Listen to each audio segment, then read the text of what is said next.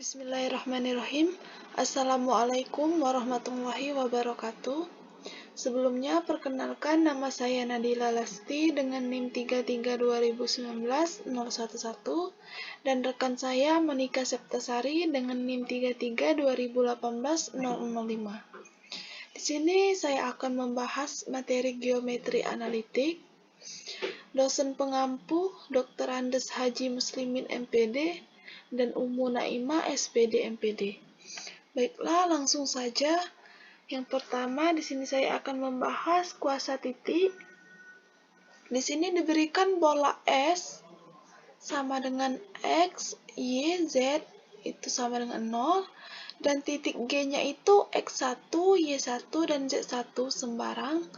Ini didefinisikan kuasa titik G terhadap bola adalah nilai K. Nilai K-nya itu sama dengan S, di mana X1, Y1, dan Z1. Contoh, di sini kuasa titik P adalah 1, 2, 3 terhadap bola S. X, Y, Z sama dengan X kuadrat ditambah Y kuadrat ditambah Z kuadrat sama dengan 6X ditambah 8Y sama dengan 0 adalah K sama dengan S. S ini kita masukkan nilai ini tadi, kita ganti dengan titik P tadi, titik kuasa. Jadi X itu kita ganti dengan 1 dan Y itu sama dengan 2, Z 3 sama dengan ini, karena ini tadi sama dengan X kuadrat ditambah Y kuadrat ditambah Z kuadrat, maka tinggal kita masukkan nilai ini ke rumus yang ini. Jadi 1 kuadrat ditambah 2 kuadrat ditambah 3 kuadrat dikurang 6 dikali 1 ditambah 8 dikali 2 dikurang 2 dikali 3 dikurang 8 sama dengan 10. Jadi titik P itu di luar bola S. Selanjutnya yaitu arti ilmu ukur dari kuasa titik. Di sini diberikan bola S sama dengan 0 dengan titik G-nya itu X1, Y1, dan Z1. Di sini kita tarik garis sembarang melalui G dengan kosinus arah cos alfa, cos beta, dan cos gamma.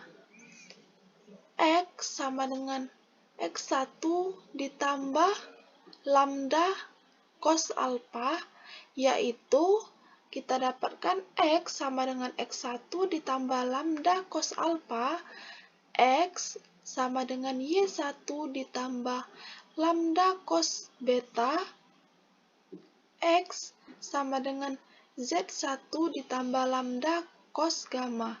Ini kita namakan persamaan 1. Jadi kita tentukan titik potong bola.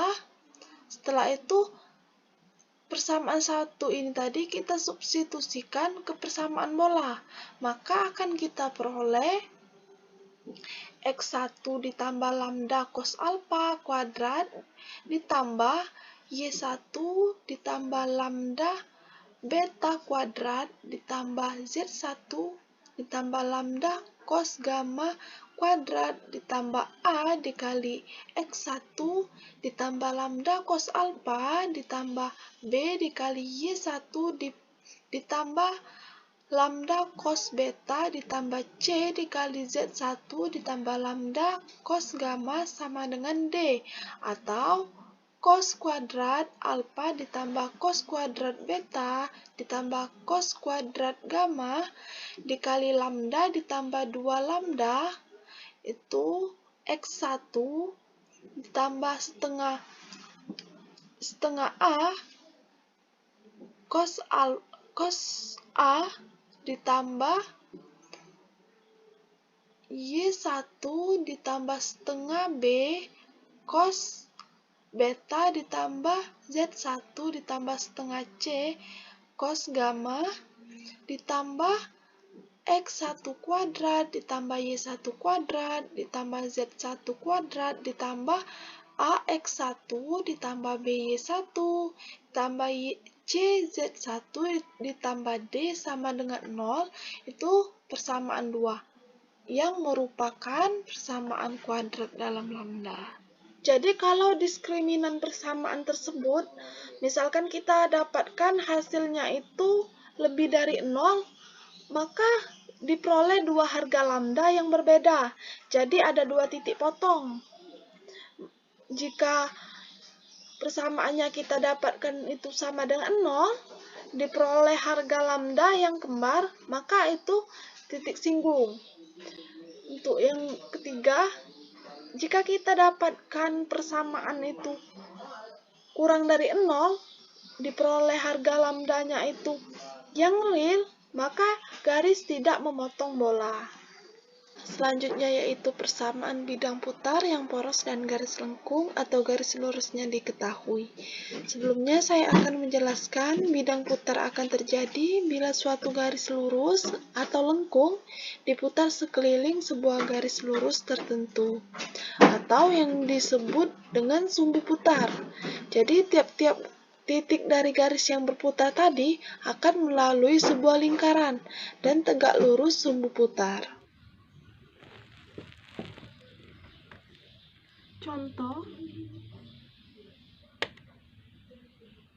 di sini kita ambil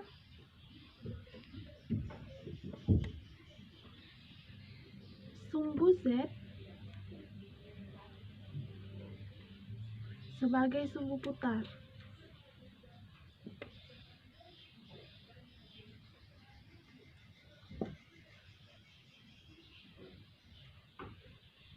Dan garis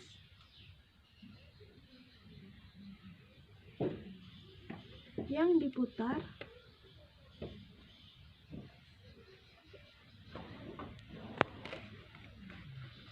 terletak pada bidang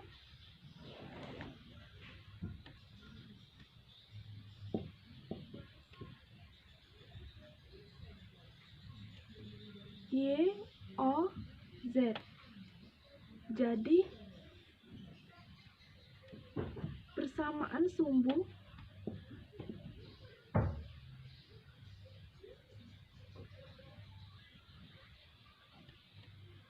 putar yaitu X sama dengan 0 dan Y juga sama dengan 0. Persamaan yang diputar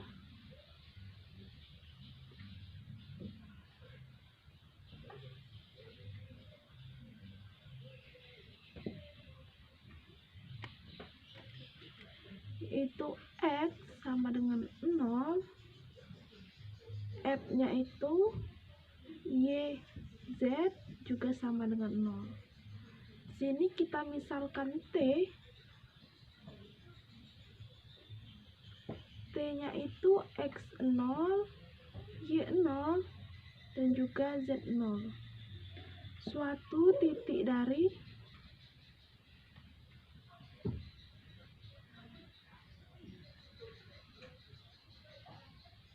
garis yang diputar.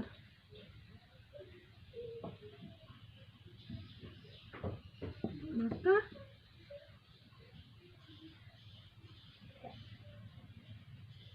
X0 itu sama dengan 0 dan Y0, Z0 juga sama dengan 0. Sedangkan lingkaran yang dilalui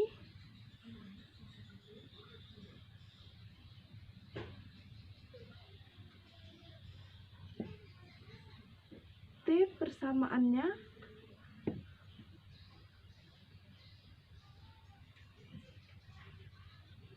Z sama dengan Z0. X kuadrat ditambah Y kuadrat sama dengan X0 kuadrat. Jika X0, Y0, dan juga Z0 kita eliminir Dari 4 persamaan,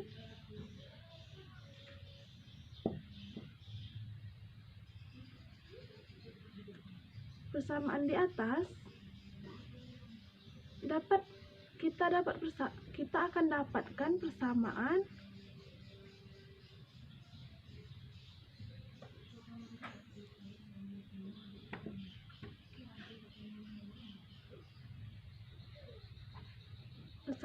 yaitu persamaan luasan putaran.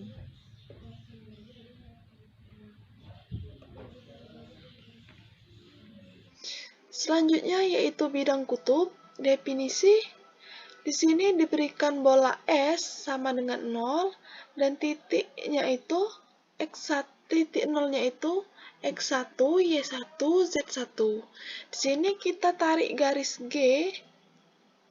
Ini kita tarik garis G yang memotong bola di P dan Q. Nah, titik R-nya itu X0, Y0, ini titik R-nya X0, Y0, dan Z0 pada garis G. Ini tadi garis G, ini kita namakan garis G, sedemikian sehingga P dan Q sekawan, harmonis dengan GR. Maka TK dari titik R apabila G bergerak merupakan suatu bidang rata yang disebut dengan bidang kutub atau juga bidang polar. Bola S sama dengan 0 dengan kutub, itu titik kutubnya itu titik G.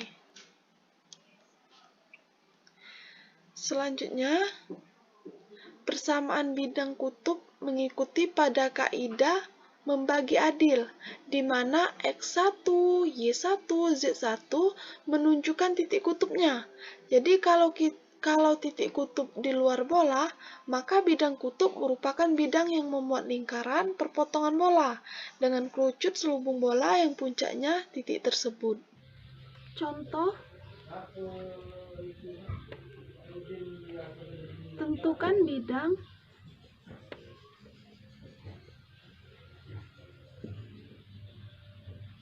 kutub bola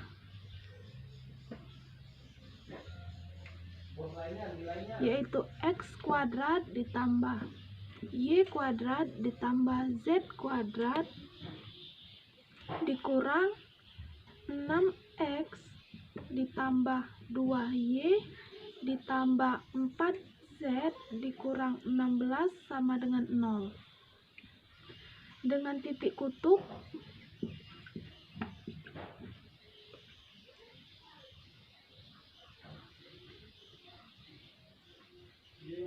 yaitu 6, 4, dan min 8. Penyelesaian.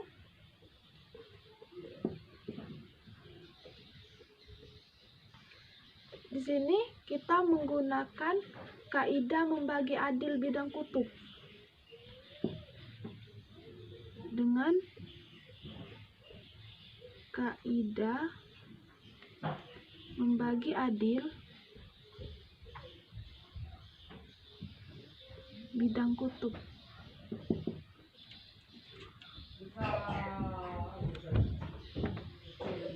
Maka kita dapatkan yaitu X1X ditambah Y1Y ditambah Z1 dikurang 3 dikali X ditambah X1 ditambah Y ditambah Y1 ditambah 2 dikali Z ditambah Z1 dikurang 16 sama dengan 0, di mana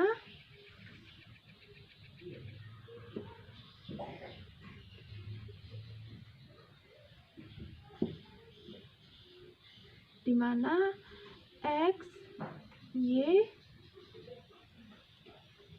Z itu sama dengan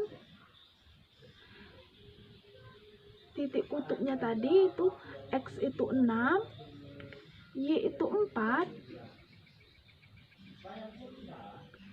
dan Z itu min 8. Tinggal kita masukkan, maka akan kita peroleh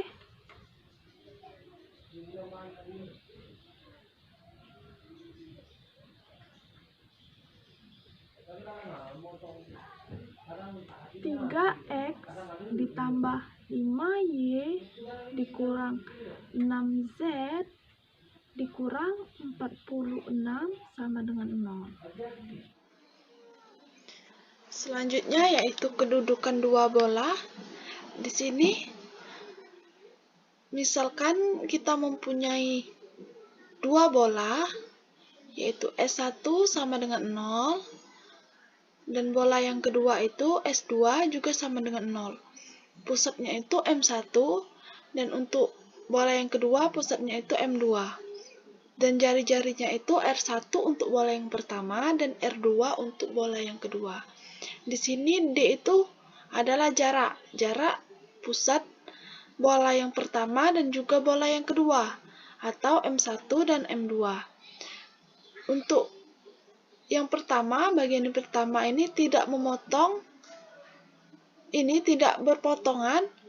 Syaratnya bila D itu lebih dari R1 ditambah R2.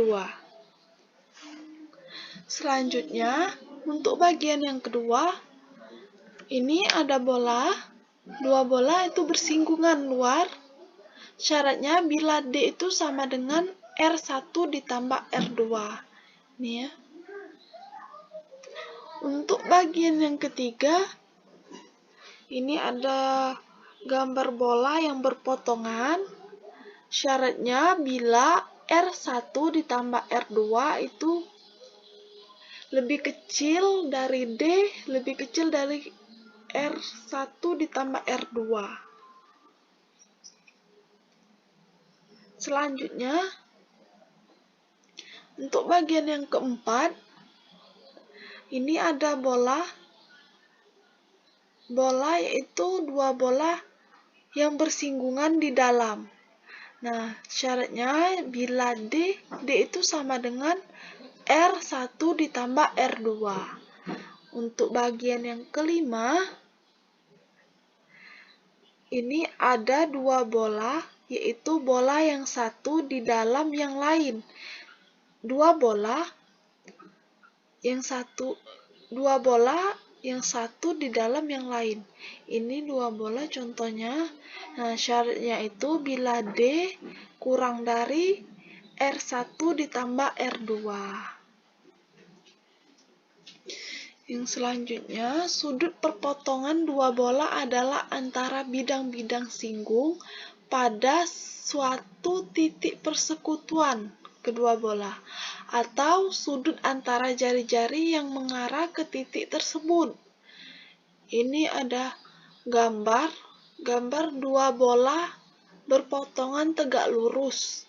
Nah, apabila sudut perpotongannya itu 90 derajat, maka sifat-sifatnya M1 M2 kuadrat sama dengan R1 kuadrat ditambah R2 kuadrat. 2 itu kuasa M1 terhadap S2. Kuasa M1 terhadap S2. Ini ya, bola yang kedua. Itu sama dengan 0, sedangkan besarnya itu R1 kuadrat. Nah, untuk yang ketiga, kuasa M2